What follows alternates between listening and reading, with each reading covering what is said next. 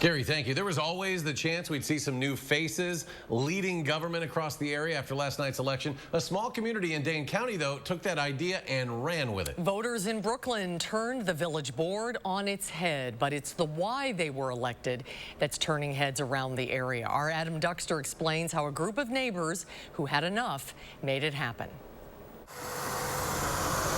Aside from the occasional truck passing through, downtown Brooklyn is largely quiet. To Michael Brusberg, this could turn into something a lot nicer. It's an example of failed leadership. What we've seen have happened to the downtown area where there's just a lack of businesses and business growth. Brusberg's lived in the small community in southern Dane County since 2013, and over time has grown frustrated with what he describes as a lack of transparency from those in charge. Most recently with the elimination of the local police department. I could either sit and not do anything, or I could be a part of helping create positive change for this community. While it was too late to put his name on the ballot, he and 3 others agreed to run collectively as write-in candidates for village president and trustees. Once the 4 of us really got aligned, we found that we all had very common thoughts, common ideals for what this community could be. In being write-in candidates, they say their biggest concern was actually just making sure people spelled their names correctly.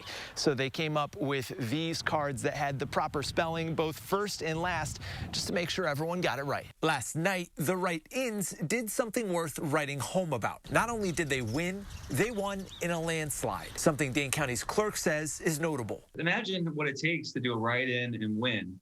And just to think, I can do it. And then they did it. Brusberg's biggest goals are to create more events for families in the area, but also to work with local lending partners to rejuvenate the village's downtown. Ultimately, he wants the new regime to be open and honest. Yes, it dovetails with the decision that took place with the police, but even more so, it's the thought that, you know what, let's be a part of positive change for this community. In the village of Brooklyn, Adam Duxter, News 3 Now.